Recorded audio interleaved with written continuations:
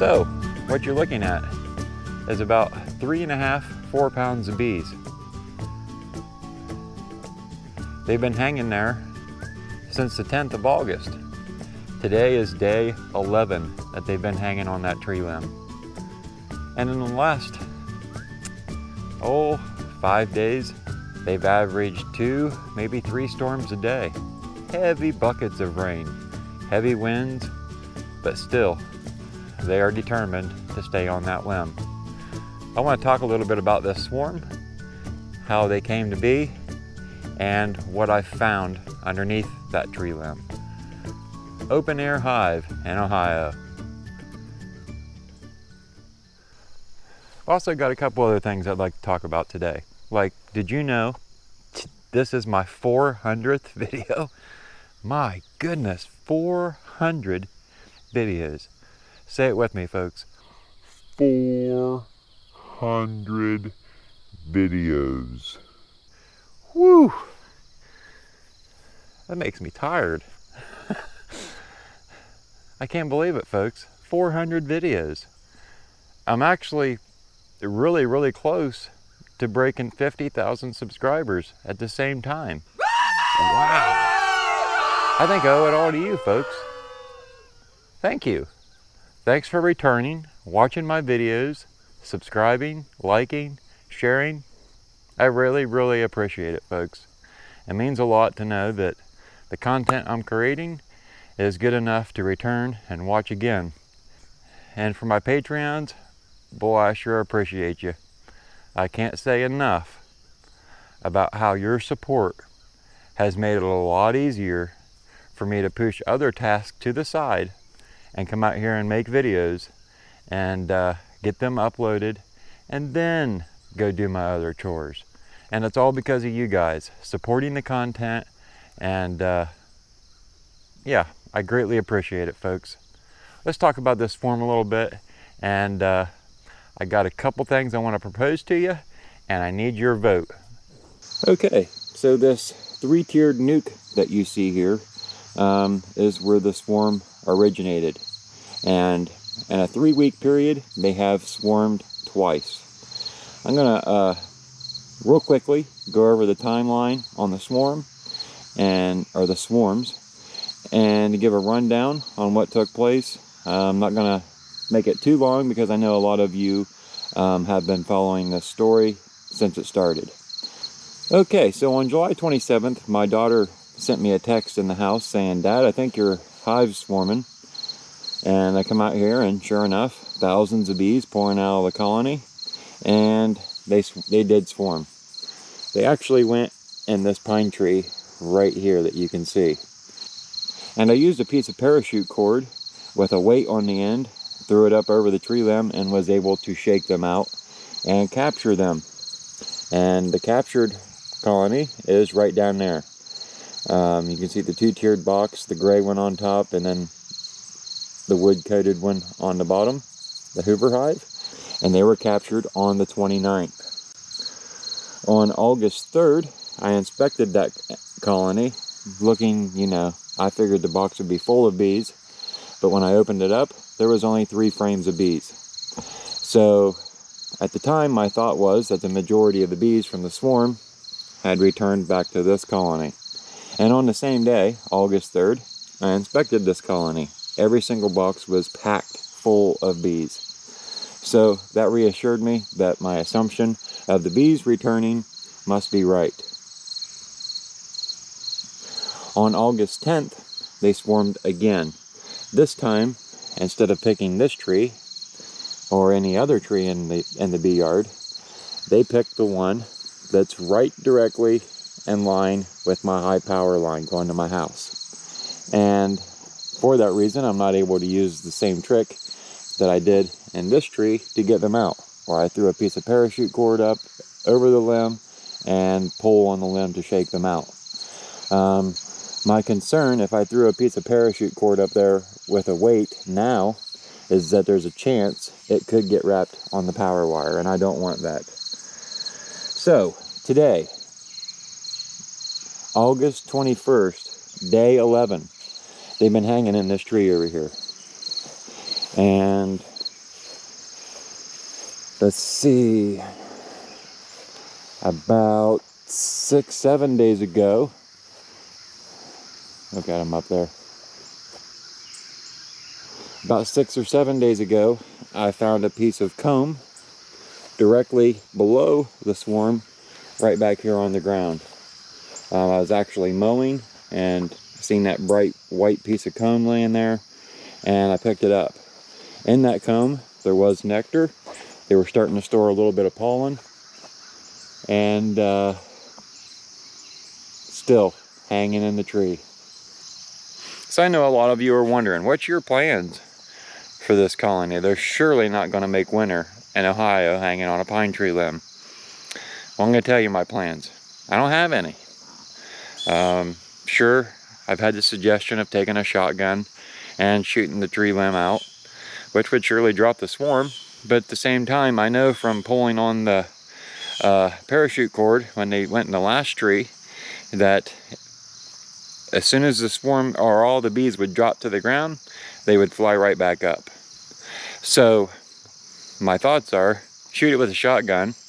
Sure, the swarm's going to disperse and go everywhere, bees everywhere.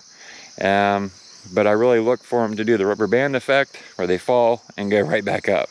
So I don't know that the shotgun is really going to do anything or any good. Sure, it's going to bring down that limb, but with the attitude they've got, they seem to be very, very determined to stay in a tree. So I look for them, like I said, rubber band right back up. So we'll wait. We'll let them do what they're going to do, and I'll keep you posted. But as of right now, they've chose to do nothing but stay in the tree. And it is what it is. I've been beekeeping since 2009, and I've had my share of restocking nature with my bees, and this would just be another case if they fly off. It is what it is. If they come down, there's not much time to get them built up for winter, but what I could do is smash that queen and combine those bees with a weaker colony, and that's the step I would take if they do come down. So that's the rundown on the swarm. Now let's go talk a little bit about Sue and Stan. I've got a couple options I want to throw at you. Okay, so you can see Sue over on this side. We've got Stan over here. It's the two colonies that look pretty much alike, with the exception of the box on the top of this one. With these colonies, I've been doing a few experiments with Sumac to see if Sumac berries help drop the mite load in the colonies. And I've kind of came to a roadblock. Sue seems to have some kind of hygienic behavior, and at least that's my thoughts, that's keeping the mite level from climbing. Stan, on the other hand, the population's not growing as quick, but they do have mites. No, don't be eating the bees. No, don't be eating the bees. Don't be eating the bees. You won't like what they do to your lips. Okay? Don't be eating the bees. You be a good girl. So, I've got a proposal for you, and I would like you to vote down in the comments. I've got a couple different options, and these were suggestions. Instead of using Sumac as your smoker fuel for Sue, why don't you switch and use it on Stan and see if it helps with the mite load. And while you're switching, go ahead and use the wood shavings on Sue and see if the mite level increases versus coming down or having none at all. So that's one option. Switch the smokers around and see if Stan's mite level goes down and see if Sue's comes up. The other option is completely bypass these colonies, pick a few other colonies, do a mite wash on them, and start treating and start using Sumac as your smoker source for those, and see if it helps any on those colonies. So those are the options, folks. Pick a few different colonies, do a couple rounds of Sumac with it, and see if the mite level drops or increases. Or we'll switch the smokers around, use Sumac on Stan and wood shavings on Sue. So what do you think? Personally, I like switching the smokers around, using the wood shavings here and the Sumac over here. I think the suggestion with the 5 other colonies and half is a great suggestion. The problem is it's the middle of August. I've got to think rationally. If Sumac does not work, my colonies are still going to have a high mite count, and I need to be thinking about getting healthy bees for fall and winter. So I need to start treating mites. Now, my normal method is oxalic acid, and I'll be starting that here within a week or so. So for that reason, I'm not sure that I want to take 10 colonies, 5 and 5, and start this sumac thing this late in the year. Now, maybe it's something come spring we can try, but as far as right now, I don't want to put 10 colonies in harm when I should be dropping the mites with something I know that works. So with that being said, leave your opinions down below. Me and Ladybug, look at the camera, look at the peoples, look at them, Ladybug. This is 400 videos right here, girl. Look, the 400th video. Aren't you even participating? She's so lazy. She doesn't want to do anything. She doesn't want to do anything. Sleep and eat. Anyway, folks, let me know your opinions down below, and we'll go from there. So I've got one other thing I'd like to discuss before I sign off on this video. I had a huge opportunity come to me about a month ago, and I want to tell you a little bit about it. About a month ago, I had a vendor reach out to me that's going to a beekeeping conference in Tennessee. Many of you are aware of this conference. I believe it's the weekend of the 8th of October. This particular vendor is here in Ohio, and they thought, you know, why not have an Ohio YouTuber right there in my booth? They were going to give me my own little corner. We was going to call it the YouTube corner. I'd be able to answer questions about their product and also answer questions about my video, upcoming videos, and meet some of my followers and some of the speakers that are there. It's been really nice to meet 628 Dirt Rooster and a few other of the people that are there as speakers. But sadly, I had to decline, and I want to explain a little bit why. You know, for myself, I see a lot of these YouTube beekeepers traveling around, doing these conferences, making videos of other beekeepers. Many of these beekeepers are traveling all over the place, meeting other beekeepers, commercial beekeepers, showing their setups and so forth. But I'm just not able to do that, and I want to explain why, folks. Because it's not that I don't want to do these things. I'm just tied to the farm that I manage. We have a really, really long calving season. We've actually got kind of 2 calving seasons. We got one in the spring. We'll drop a few in the middle of the summer, but we usually finish up in the fall. So for that reason, I'm tied here. I can't really leave. Now, I've had a lot of people tell me, you know, you need to find somebody to cover that stuff for you so that you can leave. And I agree. The problem is, have you seen the job market? Nobody wants to work.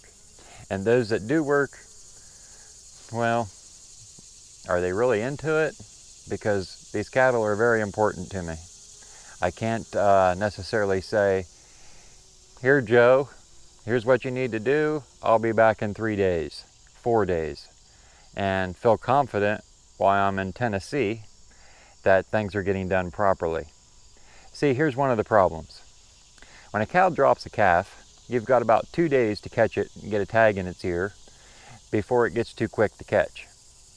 And you've also got those same 2 days, besides tagging, what I like to do is I like to spray a little iodine on their navel, on their umbilical cord. That helps dry it up, because that umbilical cord is a pathway for infection. So if you take an umbilical cord that hasn't been sprayed with iodine, you put them out in the pasture and it's hot, so they want to lay in the shade. So now they're probably laying on bare dirt. That bare dirt, that's where the infection is going to come from. So it's very important to me that on the first couple days, get them tagged, get the iodine on their navel, and from there, their health, their immune system, it's boosted.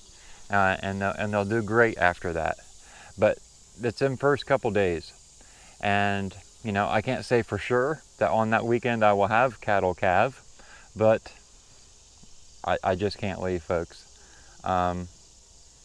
Sure, I would love to meet a lot of you.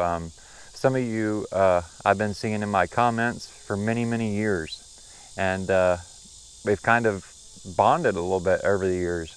We got side jokes going on outside the video and different things, so I don't know. It's just what it is. I'm tied here to the farm and I can't leave.